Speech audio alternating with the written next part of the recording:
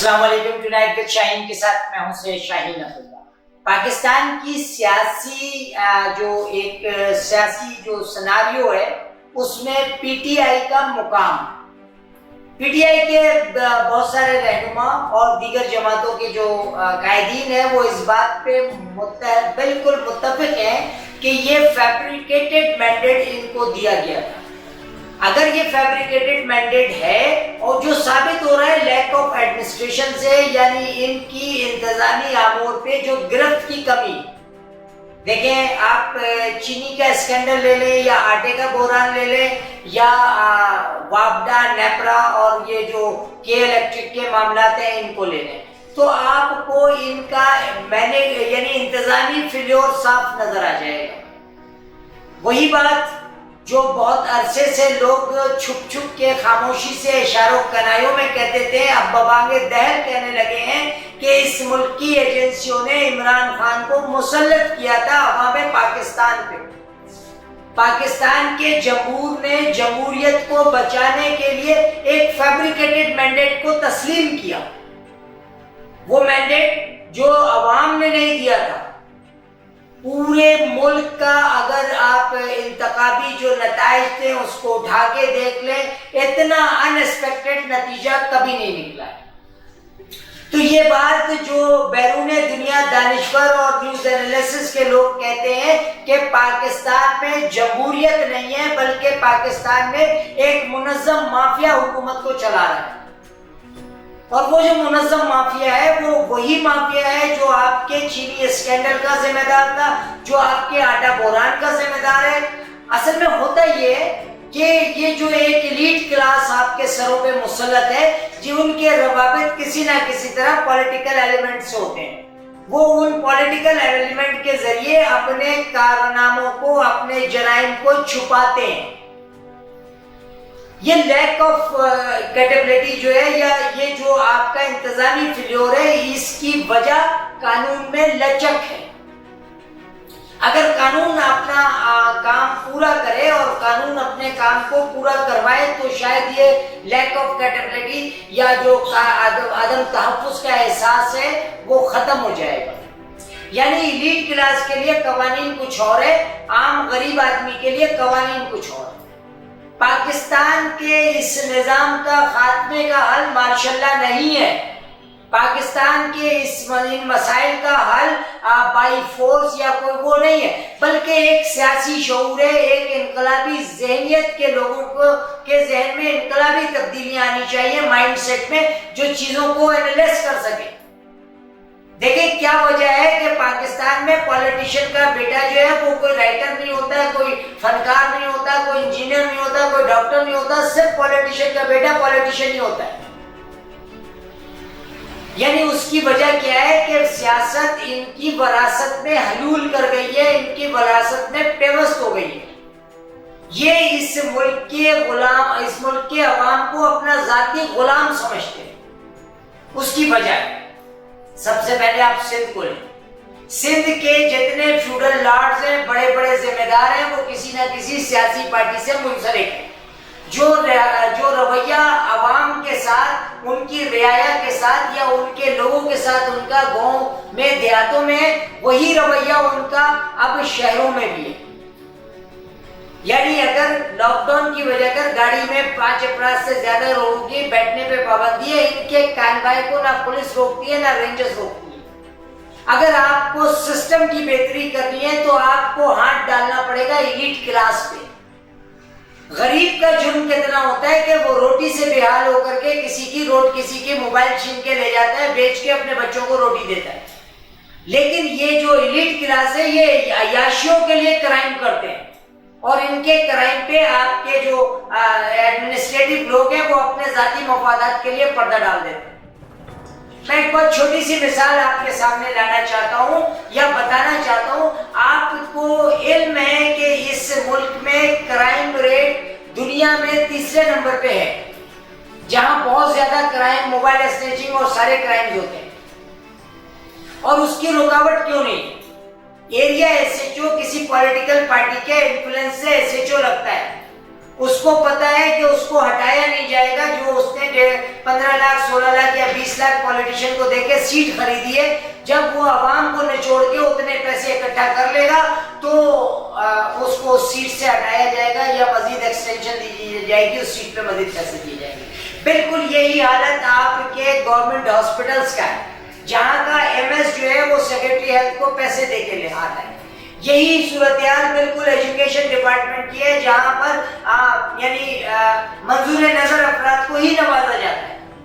اور یہ ساری چیزیں کیا ہوتی ہیں, یہ گورنمنٹ کی ریٹ کے خلاف ہے. یہ گورنمنٹ کی ریٹ نہیں ہے کہ میرٹ کو اگنور کر کے. میں بہت چھوٹی سی مثال اکثر لوگوں کو دیتا ہوں, جامعہ کراچی جو اس مادر علمی, جو اس ملک میں علم و دانشوری کا منبع ہے یا وہ سورس ہے جہاں سے دانشور اور عالم اور عاقل لوگ نکلتے ہیں. ابھی پچھلے دنوں کرمنالوجی ڈپارٹمنٹ جو ایک نامعلوم ڈپارٹمنٹ ہے جو یونیورسٹی میں 10-12 سالوں سے کام کر رہا ہے, اس ڈپارٹمنٹ کا ایک اسکینڈل سامنے آتا ہے اور پتہ یہ چلتا ہے کہ ایک اسسٹنٹ پروفیسر کو صرف اس لیے اس میں ملوث کیا گیا کہ وہ اس ملک کی ایک پولیٹیکل پارٹی کا کے اسٹوڈنٹ ونگ کا سربراہ رہا ہے. یعنی وکٹمائزیشن کا جو یہ طریقہ کار ہے یہ غلط ہے. اگر وہ چوری میں ملوث ہے تو آپ کو بی بی سی سے نشر کرنے کی ضرورت نہیں ہے, آپ اس کے خلاف قانونی کارروائی کریں. آپ قانونی کارروائی اس لیے نہیں کرتے کہ آپ خود چور ہیں. شیخ الجامعہ اس قانونی کارروائی میں اس لیے نہیں پڑے گا کیونکہ اس کو پتہ ہے کہ اگر یہ قانونی کارروائی امپلیمنٹ کی گئی تو اس کے جو 2 نمبر طریقے سے پی ایچ ڈی لینے کا سلسلہ ہے یا اس نے جو کچھ اس نے کیا ہے وہ بھی کل کو ہائی لائٹ ہو جائے گا. اچھا, میڈیا کو بیسیکلی انہوں نے ایک بلیک میلنگ انسٹرومنٹ بنا رکھا ہے. انسٹرومنٹ جو انفلوئنشل طبقہ ہے وہ میڈیا کے ذریعے اپنے مقابل لوگوں کی وہ نیگیٹو خبریں ایکسپوز کرتا ہے, ایکسپلور کرتا ہے, جن نیگیٹو خبروں کی وجہ کر اس کی شخصیت ڈیمولش ہو. انہیں کتنی شرم کی بات ہے کہ ایک اسسٹنٹ پروفیسر کے لیے آپ وہ جملے کہہ رہے ہیں اور کہہ نہیں رہے, کہلوا رہے ہیں. میں بہت اچھی طرح سے جانتا ہوں کہ B B C Urdu service نے یہ پروگرام نشر نہیں کیا. یہ پروگرام بی بی سی کے نام سے ایک ویب سائٹ بنا کے اس سے نشر کیا گیا اور نشر کروانے والے وہ لوگ ہیں جو یونیورسٹی کی مینجمنٹ کو چلا رہے ہیں. اس میں نسرین اسلم شاہ جیسی خاتون کا نام لیا گیا ہے جو ڈین آرٹس ہیں, جن کے کارنامے, جن کے کارہائے نمایاں سوشل ورک کے حوالے سے ڈاکٹر لئیق اعظم کی مرحوم ہے جو سوشل ورک کے پاکستان کے واحد ڈی ایس سی تھے. یعنی انہیں شرم آنی چاہیے کہ یہ حب علی میں نہیں بغض معاویہ میں ان انٹلیکچوئلز کو نشانہ بنا رہے ہیں یا ان دانشوروں کو نشانہ بنا رہے ہیں جو اس قوم کا سرمایہ ہے. ہمارے زبوالی کی وجہ کیا ہے, میں ایک چھوٹا سا واقعہ اپنے قارئین کو بتانا چاہتا ہوں. ولیم وڈورتھ کی ہمشیرہ ڈورتھی وڈورتھ ایک بار میں شراب پی رہی تھی, وہاں سے نکلی. انگلینڈ کے ماحول میں یقیناً شراب پینا سخت ماحول میں ان کے لیے شرعی طور پر ان کو اجازت ہے. وہ شراب پی کر کے نکلی. زیبرا کراسنگ سے آپ یہ دیکھیں کہ وہ وومن, وہ خاتون ڈرنک حالت میں روڈ کو پار کرنے کے لیے زیبرا کراسنگ پہ گئیں اور بیچ زیبرا کراسنگ میں بیٹھ گئیں. ٹریفک آ رہا تھا, وہ روڈ چل رہی تھی. اس علاقے کے شریف نے دیکھا, شریف نے سٹی شریف کو بتایا. سٹی شریف نے کہا کہ جی میں یہ برطانیہ کا ذہن ہے, برطانیہ کے انٹلیکچوئل ہیں, ان کے لیے اس نے Buckingham palace P R O سے رابطہ کیا جو ملکہ برطانیہ کا تھا. اس نے ملکہ برطانیہ کو بتایا اور ملکہ برطانیہ نے ود ان دا 20 منٹس یہ آرڈیننس بھیج دیا, یہ حکم نامہ بھیج دیا کہ ڈورتھی وڈورتھ کو نہیں اٹھایا جائے بلکہ ٹریفک ڈائیورٹ کر دی جائے. اور جو نیچے نوٹ میں اس نے پٹ اپ کیا کہ یہ ڈورتھی وڈورتھ برطانیہ کا اثاثہ ہے, برطانیہ کے انٹلیکچوئلز میں سے. کیا پتا زیبرا کراسنگ پہ بیٹھ کر ان کے ذہن میں کچھ ایسے خیالات آئے, کچھ ایسی تخلیقات آئیں جو برطانیہ کے لیے مفید ہو. اور ہمارا کیا حال ہے کہ میں جان ایلیا بھائی مرحوم کا ذکر کروں گا, دنیا کے بہترین شاعروں میں ان کا شمار ہوتا ہے اور ان کا انتقال پر ملال سٹی سینیٹوریم میں ہوتا ہے. شکیل احمد ضیاء صاحب 450 کتابوں کے مصنف، ذوالفقار علی بھٹو کے آفیشیل ببلیوگرافر، قومی اخبار بنانے والے دانشور اور ادیب کا کیا حال ہوا؟ پاکستان میں شاعروں کی، دانشوروں کی، ادیبوں کی جو کیفیت ہوئی ہے یا جو ان کا انجام ہوتا ہے اس سے ہر شخص واقف ہے۔ مجھے بڑے افسوس کے ساتھ کہنا پڑتا ہے کہ آپ مادر علمی کراچی یونیورسٹی کے ایک اسسٹنٹ پروفیسر کے کپڑے اتار رہے ہیں، آپ کو شرم آنی چاہیے۔ اپنے حب علی میں نہیں، بغض معاویہ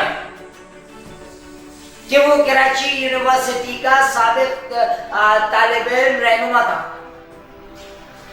آپ نے اس کو ملوث کر دیا۔ آپ نے یہ نہیں کہا کہ غلام حسین برکت نے اس کی پی ایچ ڈی کیوں نہیں ایوارڈ ہونے دی؟ کیا پولیٹیکل وکٹمائزیشن کا گزشتہ 12 سالوں سے یہاں کا نوجوان شکار نہیں ہو رہا ہے؟ یقیناً ہو رہا ہے، اور اس پولیٹیکل وکٹمائزیشن کو ختم کرنے کے بجائے آپ اس پروفیسر کو، اس اسسٹنٹ پروفیسر کی کردار کشی کر رہے ہیں۔ آپ کو شرم آنی چاہیے۔ یہ چیزیں کل کو آپ کے لیے مشعل راہ نہیں بلکہ ایک کلنک کا ٹیکا ثابت ہوں گے۔